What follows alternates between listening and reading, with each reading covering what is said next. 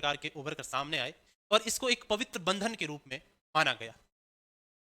ऋग्वेदिक समाज में विवाह एक पवित्र बंधन माना जाता था। सतपथ ब्राह्मण में पत्नी को पति की अर्धांगिनी कहा गया है। ध्यान रखना, विवाह का प्रचलन ऋग्वेदिक काल में था।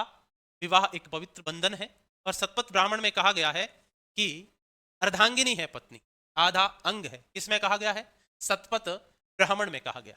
बिना पत्नी के व्यक्ति यज्ञ करने का अधिकारी नहीं था। ध्यान रखना, सपत्निक यज्ञ ही किया जा सकता था। बिना पत्नी के यज्ञ में भाग लेने का अधिकार पुरुषों को नहीं था। यानी कि पत्नी का महत्व ऋग्वेदिक काल में था। ऋग्वेद में जायदेस्तम अर्थात पत्नी ही ग्रह है कहकर इसके महत्व को दर्शाया गया।